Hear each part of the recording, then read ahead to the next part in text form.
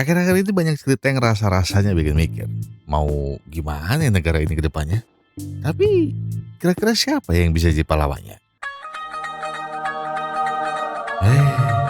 Andai aja.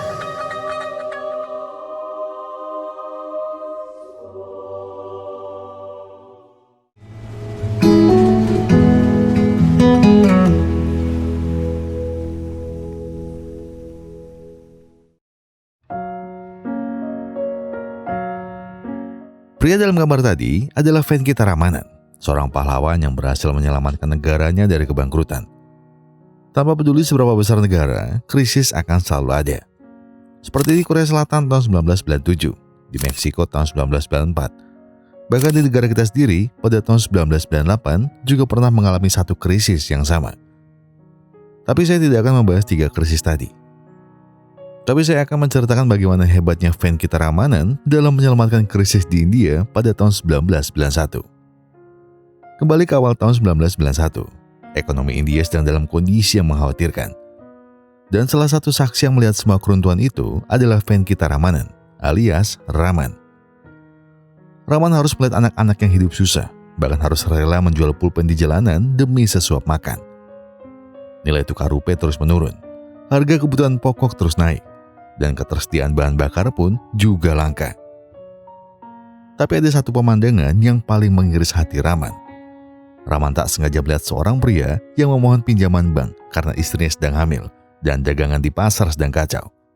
Sayangnya, karena krisis yang terjadi, pinjamannya pun ditolak.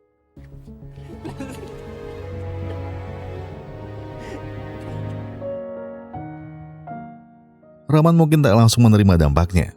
Sebagai seorang birokrat senior, Raman masih bisa hidup tenang, menyimpan emas dan uang-uangnya di bank dan melanjutkan hidup seperti biasa. Tapi jiwanya harus hancur saat ia terus-terusan melihat rakyat India hidup susah, demo dan penjarahan di mana-mana. Dan lebih naasnya lagi, Raman harus melihat pria asing tadi mengakhiri hidupnya tepat di depan mata kepalanya sendiri.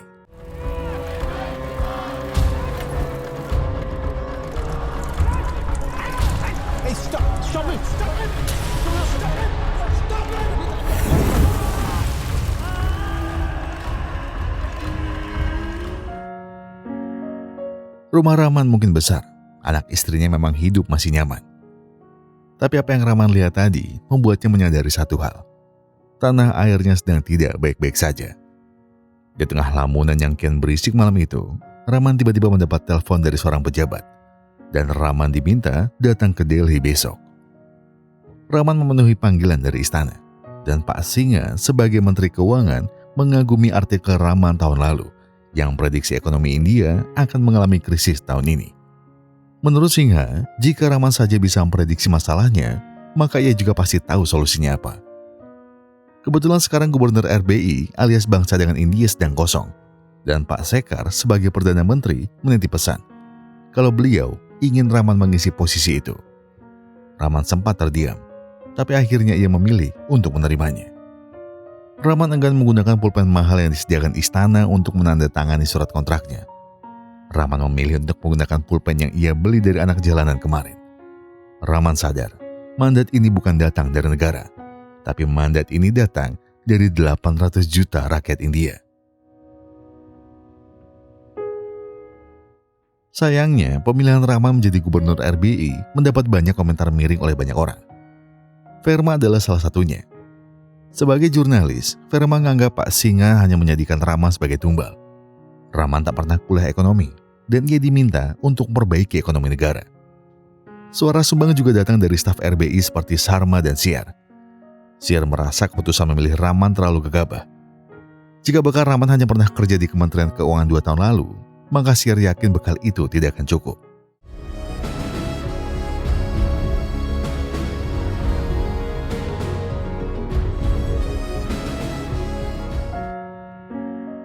Hari pertama Raman datang ke kantor, lift kantor tiba-tiba tak berfungsi dan menghambat penyambutan Raman sebagai gubernur yang baru. Raman tak masalah dengan itu.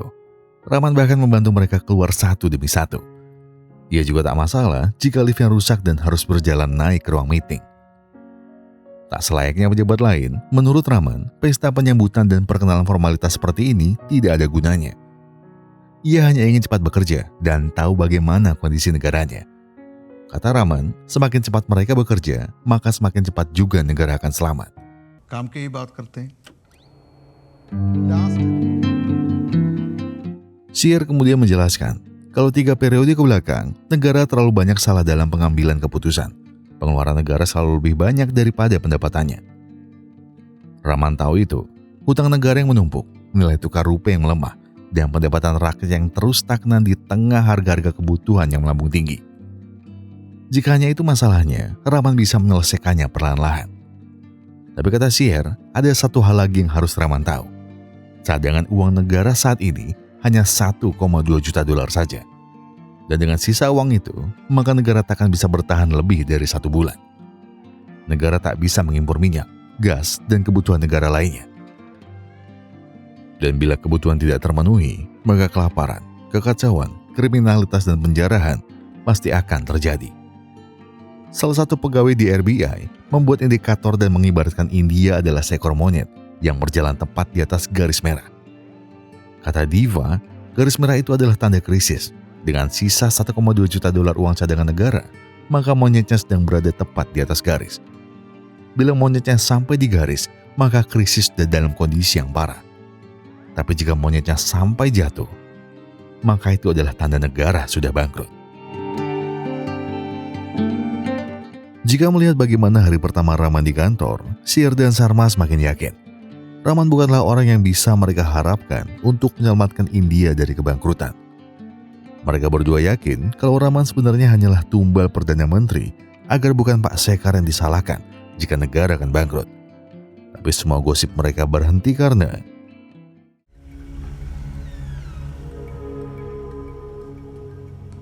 आपकी कैबिन में? Oh, I didn't know that. Oh no, finish that first. Okay. rapat kemudian dilanjutkan dan Rahman punya 2 opsi agar bisa menyelamatkan India dari kebangkrutan.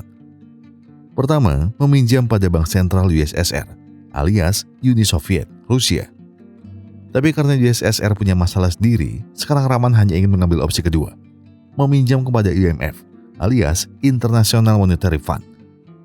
Sebagai wakil gubernur RBI, Shear tentu menolak opsi kedua. IMF di-backing oleh Amerika, dan jika India meminjam pada IMF, maka itu sama saja menggantikan idealis dari negara India yang sejak merdeka selalu menganut paham sosialis.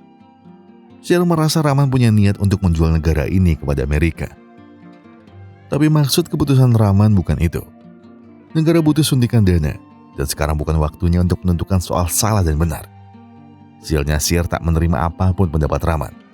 Prinsipnya jelas, apa yang dianut oleh konstitusi tak boleh dilanggar, dan ia akan tetap berpegang teguh pada itu. Or IMF, Russia, only Soviet Russia can still help us. Sulit rasanya menjadi seorang pemimpin ketika tak mendapatkan satupun dukungan dari orang di sekitarnya.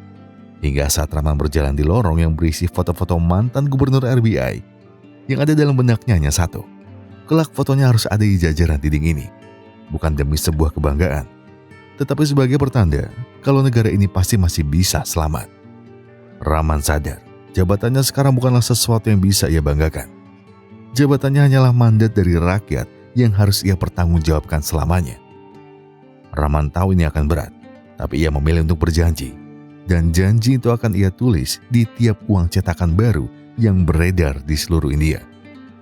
Sebuah janji untuk menguatkan mata uang rupiah dan menyelamatkan India dari kebangkrutan total. Suara sumbang ternyata tak hanya datang dari Shear dan Sharma. Deepak juga sama tak percayanya kepada Rahman. Bahkan Deepak sudah ada niatan akan kabur dari India dan bekerja di Amerika Serikat. Bayangkan punya atasan yang ide-idenya tidak masuk akal dan menjual idealisme negara. Lalu bawahannya seperti Patil, orang yang hobinya pinjam uang ke seluruh karyawan RBI. Deepak yakin uang-uang itu Patil gunakan untuk judi dan minum. Jadi Deepak percaya kalau negara ini mustahil diselamatkan. Bahkan di tengah negara yang sudah kacau, Deepak heran. Bisa-bisanya rakyat India masih saja tak acuh dan masih pesta-pesta seperti tak terjadi apa-apa di negaranya. Mungkin akan wajar jika berpikir kalau tak semua rakyat paham soal urusan begini. Tapi nyatanya, RBI juga melakukan hal yang sama di tengah gejolak ekonomi di negara mereka. Pesta penyambutan Rahman tetap digelar seheboh mungkin. Rahman tak pernah setuju soal ide ini. Tapi kata Sharma, ini adalah tradisi. Tak hanya sampai di situ, Rahman semakin heran saat tahu dalam acara itu ada game berhadiah. Rahman lalu dipaksa untuk ikut gamenya, dan Rahman akhirnya ikut. Tapi saat Rahman punya kesempatan untuk menang, ia memilih untuk tak mengambil kesempatan itu. Governor और deputy governor के बीच में लगता है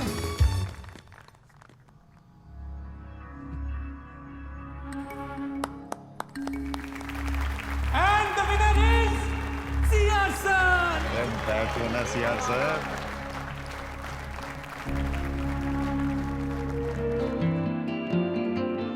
Rahman ternyata punya dua alasan kuat kenapa ia menolak untuk menang. Yang pertama, Rahman menolak berpesta di atas penderitaan rakyat India. Dan yang kedua, ada pertarungan yang lebih besar yang ingin Rahman menangkan. Sialnya, saat Rahman akan memulai pertarungannya, kabar televisi dunia menyatakan kalau USSR telah runtuh. Yang berarti, opsi penyelamatan India yang tersisa sekarang hanyalah IMF. Tetapi Siar yakin kalau IMF tak mau memberi mereka pinjaman. Namun Rahman bukanlah pecundang yang mundur sebelum perang. Ia berniat menemui Pak Shekhar langsung di istana. Tapi lagi-lagi hanya Singha yang akan menemuinya. Rahman tak mau basa-basi soal masalah ini. Dan ia bilang kalau negara akan segera bangkrut dalam waktu 1 bulan. Mendengar kabar mengejutkan itu, Shekhar akhirnya ingin menemui Rahman dan Siar secara langsung. Siar kemudian bercerita soal cadangan uang negara yang sudah minim. Selain karena kesalahan pemerintahan sebelumnya, perang Amerika dan Irak juga membuat kondisi semakin pelik. Satu-satunya rencana untuk selamat, ia tentu saja meminjam dari IMF. Tapi Pak Shekhar tak setuju jika ide itu terlaksana, karena Amerika punya hubungan erat dengan Pakistan, dan kondisi India sendiri juga sedang tak baik-baik saja dengan Pakistan. Namun Rahman menjelaskan, ia tahu kalau opsi ini bukan yang terbaik untuk negara. Tapi bila mereka masih terus menunda-nunda, maka negara yang selama ini mereka jaga juga pasti akan mengumumkan kebangkrutannya. कुर्सी पे दिमक लग जाएगा तो नया कुर्सी आ जाएगा. देश दूसरा कहां से लाएगा sir?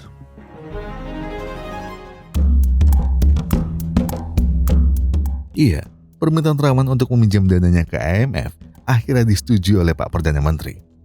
Perwakilan Amerika lalu diundang ke istana. Pak Shekhar butuh bantuan dari Amerika agar IMF setuju memberi pinjaman kepada India. Namun negosiasi kali ini berjalan alot. Amerika tak yakin IMF akan setuju. Kemudian Rahman mulai ikut bernegosiasi. Berkat ide jeniusnya, ia mampu meyakinkan Amerika untuk membantunya. Tapi sebagai ganti, Amerika ingin membangun pangkalan pesawat perangnya di India. Selama ini Amerika selalu mengisi bahan bakar di Filipina dan itu terlalu jauh dari Irak. Jadi Amerika ingin punya tempat di kota Bombay untuk pangkalan pesawat perangnya. Ada keraguan dalam benak Pak Shekhar. Hubungan India dengan Irak sedang baik-baik saja. Dan bila India berada di pihak Amerika dalam perang mereka, lalu apa kata rakyat mereka nanti? Resiko itu memang tak bisa terhindarkan. Tapi Rahman bisa menutupi semuanya dengan bilang, kalau ini akan menjadi misi rahasia.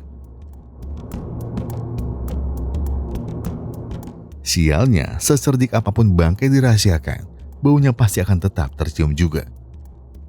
Verma mendapat laporan dari pangkalan militer di Bombay tentang informasi kedatangan pesawat tempur Amerika secara diam-diam.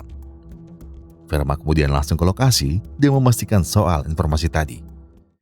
क्या चल रहा है इधर? अम्मी ने टिफिन भेजा है। नहीं इधर कुछ नहीं. Tapi Verma tak habis akal. Ia mencari segala cara untuk bisa menangkap bukti apapun yang bisa ia beritakan. Verma berhasil, dan keesokan harinya, berita soal pesawat tempur Amerika yang berhenti di India menjadi kabar yang menggemparkan. Gelombang penolakan mulai gencar dikumandangkan oleh rakyat. Rakyat tak setuju kalau negara mereka berpihak kepada Amerika. Pak Shekhar kemudian membela diri kalau yang ada di koran hanya pesawat yang melakukan pendaratan darurat. Tapi publik enggan percaya begitu saja dan terus menekan pemerintah agar mengusir Amerika dari tanah airnya. Shekhar akhirnya menghentikan operasi rahasia di Bombay. Tetapi ada hal yang aneh setelahnya. Pinjaman IMF tetap dikirim dan Amerika justru ingin bekerja sama lagi dengan India. Menurut Rahman, Amerika menginginkan suatu hal lebih dari mereka. लाते हैं ना reform budget sir. Ide itu memang menarik, tapi permintaan Amerika terasa terlalu berat bagi Singha. Amerika akan menuntut India untuk melakukan perombakan APBN besar-besaran. Dan Amerika yang akan menjadi penentu kemana anggaran negara akan disalurkan. Jika Singha melihatnya sebagai risiko, maka Rahman hanya melihatnya sebagai sebuah kesempatan untuk menyelamatkan negara. Dan Rahman rela mengambil kesempatan itu sekarang. Tapi sialnya, Singha tak memberi lampu hijau untuk ide Rahman kali ini. Namun Singha memberi satu kesempatan terakhir. Buat rancangan APBN tahunan terbaik menurutmu, dan aku akan ikut mengusahakan semua demi menyelamatkan India. Rahman mengambil tantangan dari Singha. Ia bersama seluruh staf di RBI mulai menyusun anggaran APBN yang paling efisien. Rahman bekerja siang malam untuk memastikan apa yang ia lakukan mampu menyelamatkan negaranya. Rancangan APBN tahunan memang telah selesai dibuat. Namun kata Sier, rancangan itu ditolak oleh pemerintah. Pemerintah justru berlindung di balik APBN sementara. Tapi masalahnya dengan APBN sementara, pinjaman IMF yang baru tidak akan disetujui. Sier lalu mengajak Rahman untuk membuat plan B jika rencananya ini tetap ditolak pemerintah. Tapi Rahman yakin rencana mereka sejak awal sudah benar. Tugas mereka hanya meyakinkan Perdana Menteri dan mereka tak butuh plan B. Tapi keyakinan besar Rahman benar-benar dipatahkan oleh Singha. Pemerintah tak bisa menuruti kemauan Rahman. Bahkan Singha juga bilang kalau pemerintah sudah dalam kondisi kritis. Takkan ada APBN tahunan. Dan tak ada juga pinjaman IMF yang bisa menyelamatkan negaranya. Puncaknya, Pak Shekhar Gandhi telah memutuskan mengundurkan diri dari posisi Perdana Menteri. I'm sorry Raman, परिस्थिति के आगे हम सब मजबूर हैं. दुख इस बात का है कि शायद ये देश की बैंकरप्सी का धब्बा तुम्हारे और मेरे समय ही लगेगा.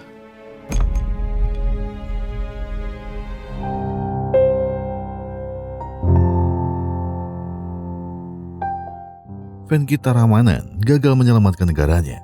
Dan yang lebih terasa menyakitkan, ia masih melihat rakyatnya tenggelam dalam pesta saat negaranya sudah berada di ujung petaka.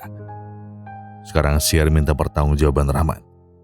Keyakinan tinggi Rahman yang merasa rencananya adalah yang terbaik, tapi buktinya, sekarang Rahman gagal total. Rahman tak tinggal diam. Jika aku gagal, RBI juga gagal. Dan jika RBI gagal, maka India juga gagal. Dan aku takkan biarkan India gagal. We will not let India fail.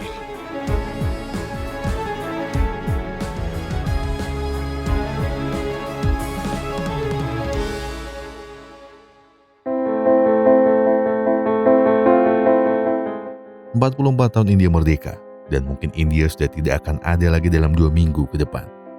Rahman masih memikirkan solusi apa yang bisa ia gunakan untuk menyelamatkan negaranya. Dan tiba-tiba, Rahman kedatangan Patil. Tak hanya sekedar mengantar minum untuk Rahman, Patil juga meminjam uang pada Rahman. Tanpa banyak bertanya untuk apa, Rahman langsung memberinya 100 rupiah. Namun tiba-tiba, Rahman tak sengaja melihat Patil yang terlihat sedang mengembalikan uang kepada Deepak. Tapi ia juga meminjam lagi dengan jumlah yang lebih kecil. Rahman melihat cara Patil memutar uang miliknya pada seluruh staf kantor, dan ia melihat itu sebagai sebuah pembelajaran. Iya, Rahman belajar soal cara Patil mengatur uang dan hutangnya secara konsisten. Jika kata Deepak uang itu Patil pakai untuk minum-minum dan berjudi, tapi Rahman tak peduli soal itu. Bagi Rahman, ia menggunakan cara yang sama untuk mempertahankan India. Satu tangan meminjam, tangan yang lain memberi. Rahman lalu punya rencana agar RBI melakukan 3 hal. Bayar sebagian hutang, tunda sebagian hutang, dan tetap mencari tambahan uang dari anggota bilateral IMF. We have lots to do. Get to work. Yes. Come on. Sier kemudian bilang pada Rahman, anggota bilateral IMF akan mengadakan pertemuan tahunan di Washington. Jika Rahman berniat mencari pinjaman, maka di sanalah tempat yang tepat. Rahman kemudian minta Sharma mempersiapkan semua keperluannya untuk pergi ke Washington. Tapi pesan Rahman hanya satu, tolong pesawatnya yang kelas ekonomi, dan hotelnya tak perlu bintang 5, dan yang penting murah. Protocol. No, you don't worry about that. And also, hotel, no 5-star. Something simple and sasta. Thank you very much. 1991 annual Spring Meet Washington. Seperti tentara yang ada di medan perang, Rahman juga bertarung di atas podium dengan gagasan-gagasan tentang masa depan India dan menjanjikan kerjasama politik yang lebih jauh jika para anggota bilateral mau membantu India di masa krisisnya sekarang.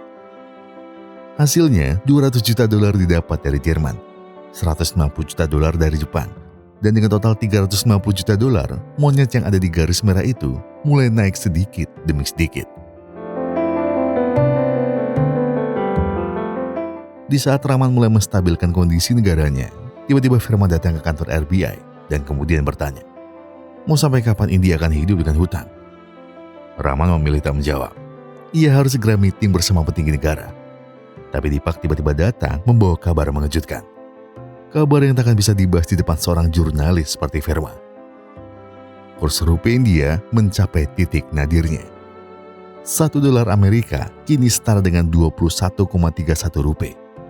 Jika dibandingkan dengan kurs 2026, maka India kala itu mengalami inflasi 21.200%.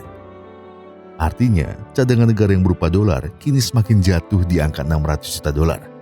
Dan monyet itu kembali ke garis merahnya. Dan semua ini adalah akibat dari kekosongan kursi Perdana Menteri yang ditinggalkan oleh Pak Shekhar. Sorry. I'm sorry.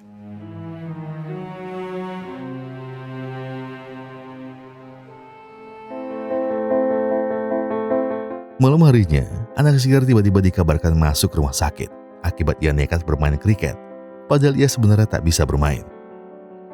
Dan Rahman segera bergegas untuk menjenguknya, sekaligus memastikan apakah Shekhar baik-baik saja. Rahman minta Shekhar tetap tenang, dan ia percaya anak Shekhar akan baik-baik saja. Di momen itulah Rahman akhirnya jujur pada Shekhar kalau ia berniat mundurkan diri dari posisi gubernur RBI.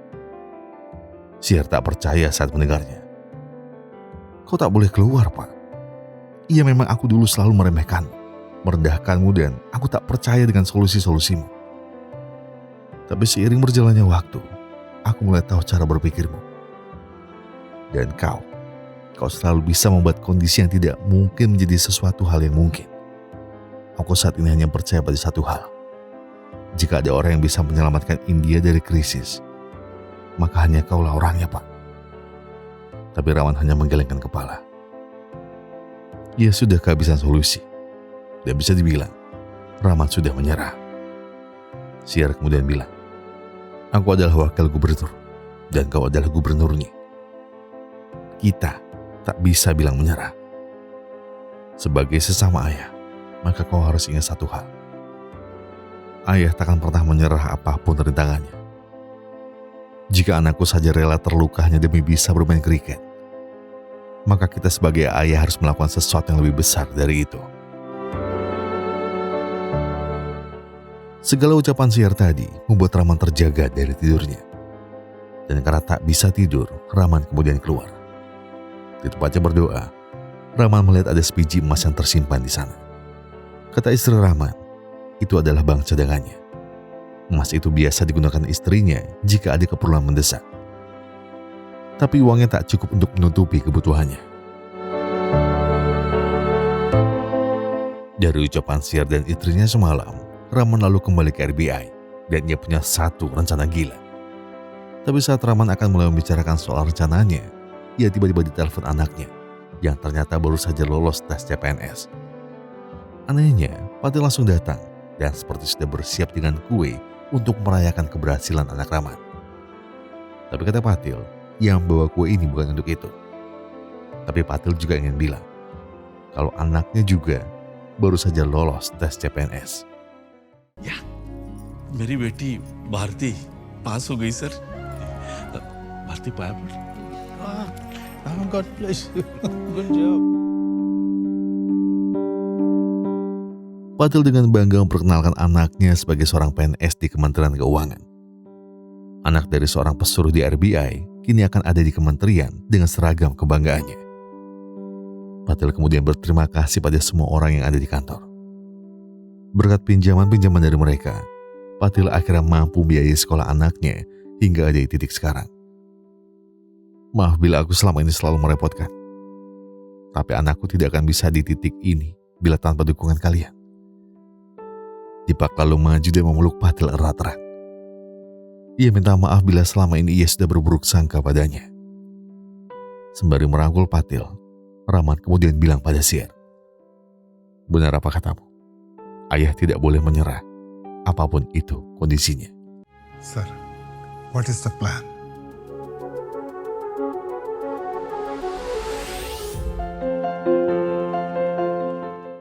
Ide untuk menggali emas cadangan negara ternyata ditolak oleh Pak Sekar maupun Pak Singa.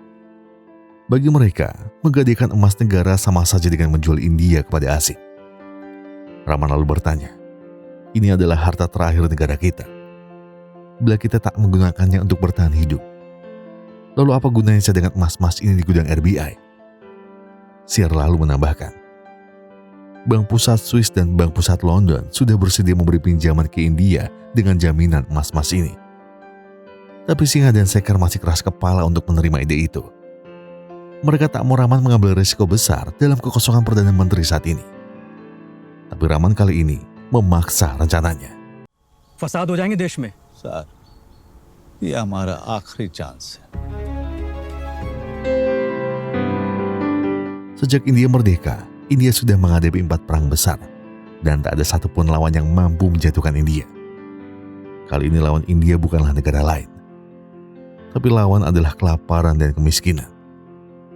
Jadi tolong, berikan aku izin menjalankan satu rencana terakhirku ini. चलिए, ये भी कोशिश करते हैं। Thank you very much sir. Rencana memang sudah disetujui, tapi eksekusinya tak bisa asal-asalan. RBI harus menyuguhkan operasi pengiriman emas dari masyarakat luas. Pengiriman 67 ton emas akan dilakukan 2 hari. Pengiriman 20 ton pertama ke Swiss, dan sisanya akan dikirim keesokan harinya ke London. Tugas pun dibagi, dan mereka harus segera mengeksekusi rencana ini. Tapi ada satu yang diingatkan Rahman pada bawahannya. Jauhi jurnalis dan media. Jangan beri informasi apapun kepada siapapun soal rencana ini. Namun sayangnya, kabar buruk datang terlebih dulu. Kekacauan terjadi di rumah Pak Sekar, dan akibatnya Pak Sekar harus berpulang kepada Sang Maha. Jelas ini menjadi pertanda kalau India sudah berada di titik yang sangat berbahaya. Dampaknya pun fatal.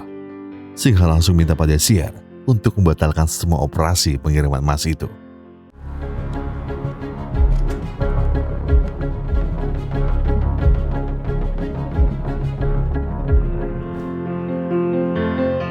Rahman terjaga semalaman di kantor. Tak bisa tidur dan tak bisa tenang bila harus pulang. Hingga akhirnya sang istri datang ke kantor dan membawakannya kopi. Sang istri tahu pikiran Rahman sedang berat. Tapi istrinya percaya Rahman pasti bisa melewati semua masalah yang ada. Tawa Rahman akhirnya kembali. Dan Rahman akhirnya sadar, bukan masalahnya yang terlalu besar, tapi kita yang terlalu kecil untuk menghadapi masalahnya. Thank you. Rahman kemudian menelpon Syar. Rahman minta Syar ke Delhi dan meminta tanda tangan persetujuan dari Pak Singa. Syar menuruti apa kata Rahman, dan persis seperti yang diduga, Pak Singa pasti akan menolaknya. Kekacauan di negara membuat mata media dan jurnalis terus mengarah kepada istana. Tapi Syar tak menyerah dengan penolakan itu. Ia tak peduli harus berapa lama ia menunggu. Tapi ia baru akan kembali setelah mendapat tanda tangan persetujuan dari Pak Singa. Akhirnya Syar dipanggil ke ruangan Pak Singa.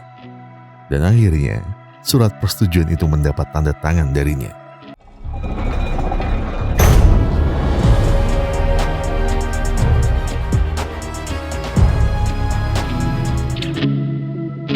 Ada satu masalah lain yang harus dihadapi Rahman. Pengiriman emas banyak ini membutuhkan pesawat yang besar, dan negara tak bisa menyediakan itu untuk Rahman. Rahman kemudian datang sendiri ke kantor Angkatan Udara India, dan ia minta pesawat kargo milik tentara untuk mengirim emas-emasnya nanti. Dan permintaan itu diterima. Tapi tentara minta waktu 3 hari untuk persiapan merubah tampilan pesawat mereka. Karena jika pesawat militer ketahuan terbang di atas wilayah negara lain, maka akan berbahaya bagi kita. Setelah masalah armada usai, kali ini mereka juga berhadapan dengan masalah izin dan asuransi pengiriman emas. Di ribuan tumpukan file-file penting di RBI, untungnya Sharma mampu menemukan surat yang dibutuhkan untuk rencana penerbangannya. Sir. Persiapan armada pesawat mulai dikebut. Emas-emas yang dikirim juga segera Sharma urus dengan amat sangat teliti. Pengiriman kali ini, Rahman minta untuk melupakan semua protokol yang ada. Kerahkan 3 mobil van dengan pengamanan yang minim dan rute yang berbeda. Polisi yang bertugas juga dilarang menggunakan sirine dan seragam. Mereka tak boleh menarik perhatian apapun dari warga. Dan mereka juga harus bekerja sesenyap mungkin. Pesawat sudah siap dan penerbangan juga dijadwalkan berangkat sore ini. Mobil van 1 dan mobil van 3 berhasil melewati rute yang ditentukan dengan aman. Tapi sialnya, van yang kedua tak berjalan sesuai dengan harapan. Cuaca mulai mendung dan mereka tidak akan mungkin menunda pengiriman lagi. Karena Bank Swiss dan Bank London tak mau merubah jadwalnya lagi.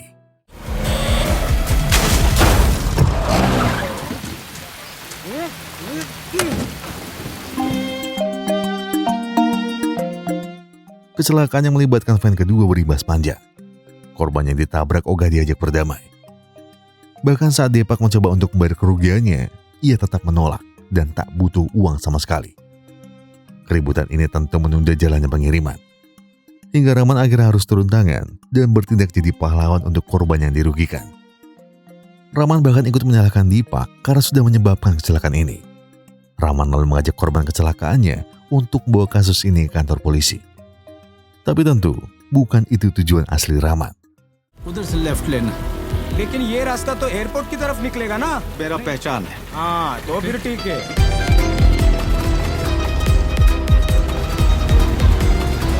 Sir ये police station नहीं है एयरपोर्ट है बहुत डैमेज हो गया सर ये नहीं चाहिए हमें पुलिस स्टेशन जाना था सर सुनिए Sanjeev take care of Drama pengiriman emas akhirnya sampai pada ujungnya. Dan emas kloter pertama akan dikirim ke Swiss hari ini. Dan sisanya baru akan dikirim besok. Tapi tiba-tiba Rahman disapa oleh Verma. Hello sir yes आज आप मेरे सवालों का जवाब देंगे Verma sudah menyimpan semua bukti-bukti yang ada. Pengiriman, salinan surat yang dikirim ke Bank Swiss dan London. Bahkan ia juga siap membuat berita penggadaian emas ini menjadi headline terbesar di korannya besok hari. Tak seperti sebelumnya, Rahman kini hanya memilih pasrah. Bahkan saat Verma menuduhnya kalau pemerintah yang berusaha menjual negara kepada asing, Rahman juga diam. Rahman hanya berusaha menyelamatkan negaranya. Sudah, itu saja. Aku tak akan bela diri dari apa-apa. Janjiku pada 800 juta rakyat India sudah kutulis dalam uang cetakan baru. Dan aku hanya sedang berusaha menepati janjiku. Rahman lalu bilang, kita sama-sama ingin menyelamatkan India. Tapi bedanya satu. जिम्मेदारी, responsibility. Kau bisa membuat headline sebesar apapun di luar sana dan tak perlu merasa bersalah jika negara akan hancur. Tapi tak begitu denganku. Bagi Rahman, janji menyelamatkan negara adalah sebuah janji suci yang harus ia tepati. Aku tak masalah jika kau mau menyebarkan berita ini keluar. Tapi tolong jangan ganggu aku dan pekerjaanku.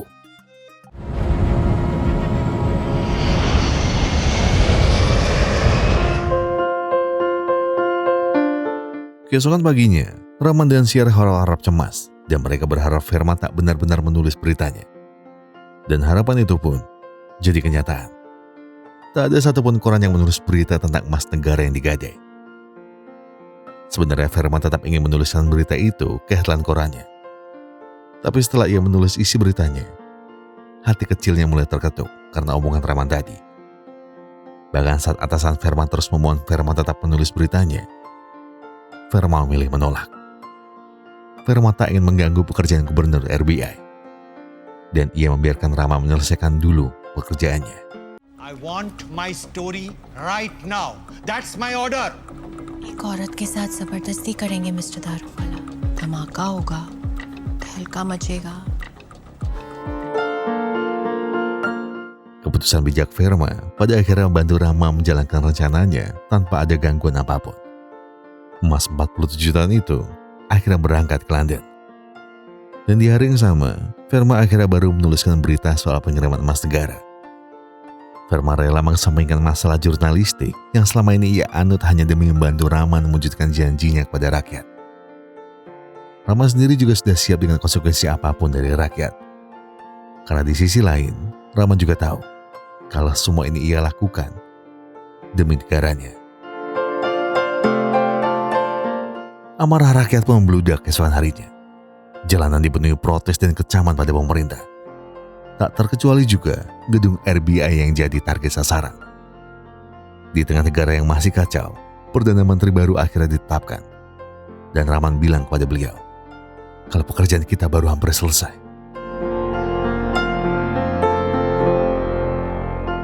Pidato kenegaraan pertama pun digelar. Perdana Menteri baru mengungkapkan soal kebangkitan. Iya, kemarahan rakyat adalah suatu hal yang wajar. Tapi percayalah, tidak ada yang berniat menjual negara. Dan ekonomi India akan segera kembali seperti dulu lagi. Dan pidato itu bukan sekedar janji. Uang hasil menggadaikan emas cadangan negara bisa membuat nilai tukar rupiah perlahan kembali ke nilai terbaiknya. Industri India bangkit satu demi satu. Hingga akhirnya, si monyet telah terbang jauh di atas garis merah. Semua keraguan berubah menjadi kepercayaan. Tak terkecuali bagi Deepak. Ia yang awalnya hanya bertahan untuk menunggu panggilan dari Amerika, akhirnya memilih menetap di India dan mengembangkan negara ini menjadi lebih besar dari sebelumnya.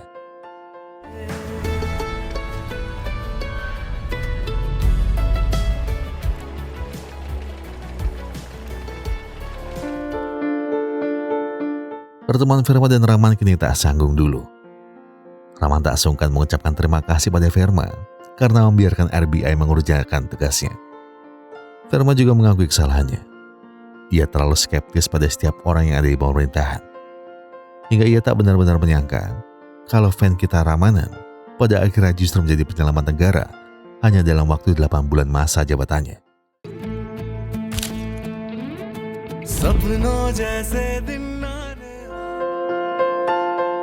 Rahman menepati janjinya kepada 800 juta rakyat India. Ia tak peduli saat semua orang mencibir namanya. Ia tak peduli kepada orang-orang yang meragukan kemampuannya. Ia juga tak mau tahu soal suara sumbang yang ada di belakangnya. Rahman datang bukan untuk bekerja, tapi Rahman datang untuk menyelamatkan negara. Secara ilmu mungkin ia tak sehebat orang-orang di sekitarnya. Tapi terkadang ilmu akan kalah dengan niat. Dan niatan terbesar Venkita Ramanan adalah menyelamatkan negaranya. Dan itu sudah lebih dari cukup untuk membuat foto Rahman pantas dan layak dipajang di jajaran foto gubernur-gubernur RBI lain. Dan tak hanya sekedar pantas, tapi namanya juga harus dikenang atas segala jasa dan dedikasi besarnya untuk menyelamatkan negara. Sebagai bukti kalau Rahman tak berniat menjual negaranya, emas milik RBI akhirnya bisa membayar hutangnya hanya dalam waktu tempo 2 bulan setelah peminjaman. Dan di 2024, emas-emas RBI akhirnya kembali ke India tanpa ada satu pun yang berkurang.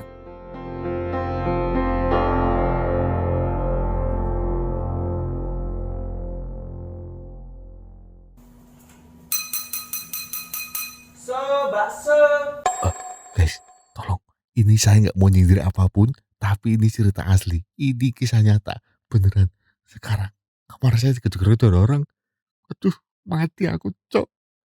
Tuh, filmmu tuh, goblok. Semua yang ada di film ini tadi dibuat berdasarkan kisah nyata. Dan nama S. Venkita Ramanan adalah salah satu pahlawan besar bagi warga India. Beliau mungkin tak perlu memegang senjata dalam perangnya, tapi berkat pemikirannya, negara bisa selamat dari kebangkrutan dan kehancuran. Tapi gimana ya? Pas saya nonton film ini rasanya tuh kayak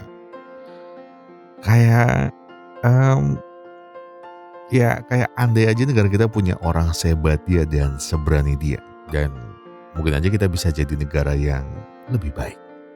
Mungkin ada banyak dari kita yang bilang India ini kumuh, buruk dan kotor. Tapi percayalah, India adalah negara yang jauh di atas kita dalam berbagai hal-hal penting. Apalagi soal teknologi. Orang-orang India jauh lebih maju dibanding kita. Setelah 35 tahun krisis India terjadi, India akhirnya merasakan manisnya buah perjuangan mereka. Dan mungkin giliran kita belum sekarang. Tapi ya, semoga aja secepatnya. 1000 kepala bisa penuh dengan gagasan, tapi takkan berarti tanpa keberanian. Sebab perubahan bukan hanya tentang berapa banyak orang yang pintar, tapi tentang siapa yang berani bertindak dengan penuh perhitungan. Saya Gong dan segenap tim Bootstrap Glory mengucapkan terima kasih. Terima kasih buat yang sudah menonton videonya sampai habis. Terima kasih buat yang sudah memberikan like, memberikan komentar, subscribe, dan juga mencet tombol thanks-nya. Karena apapun yang kalian lakukan untuk channel ini sudah sangat bantu channel ini berkembang sampai hari ini. Dan sebagai penutup, saya bilang ke kalian semua, kalau kalian lagi banyak masalah dan itu berat banget, kalian yang tenang. Kalian gak perlu buru-buru, kalian gak perlu nyusu. Selesaikan semua dengan yang paling dingin. Jadi sekarang tarik nafas kalian, buang, tengah kopinya, ambil korengnya dan sebatin aja dulu.